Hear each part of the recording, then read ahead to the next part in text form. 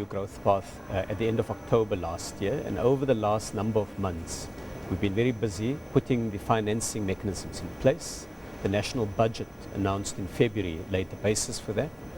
But we've also made a number of other significant decisions. One of them is to ask the Industrial Development Corporation to make 102 billion rand available in industrial funding over the next 5 years. And this is critical because the South African economy has to industrialize. We have to create jobs in the real economy, in manufacturing, in mining, in agriculture, and in the processing of our raw materials. But we've also recognized one of the constraints of growth is weaknesses in infrastructure and weaknesses in skills. So we've put a lot of effort into improving infrastructure investment and generating a significant number of additional skills in the economy. How does this job summit play into your plan?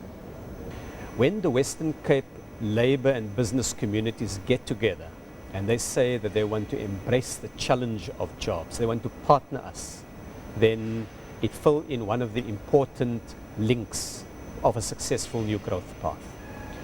The Western Cape is important. It's a key part of our agro-processing economy, but it's also a very knowledge-based part of the country. Significant and top-level universities, opportunity of generating new ideas and new ways of doing things.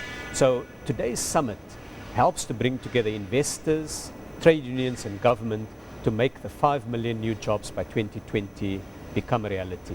Now, many believe that labor laws are a hindrance to job creation. What is your view? I think what we need above all is a partnership between business and labor. We can either go for the next 5 years in a major battle over labor laws, where business asks for it to be made more flexible, trade unions fight it every step of the way, and we lose 5 years in conflict.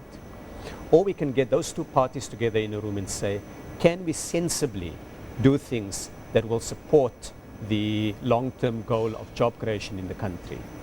And that means focusing on productivity, on partnerships at the workplace. I spoke today about an important initiative on skills development, where we asked the business sector to expand the level of training beyond the needs of their own companies, to use their training facilities to the full. And business was receptive, but worried. Their concern was that should they train more than the company needed, would they be obliged to employ such persons? And during the training period, would they have to follow every part of the collective bargaining agreement? Through dialogue, we reached an accord with the union movement and business. If a company trains more than it needs, then those additional persons would be regarded as trainees, not employees. Now that shows to me that we don't need to have a major ideological debate about whether the labor market is flexible or not.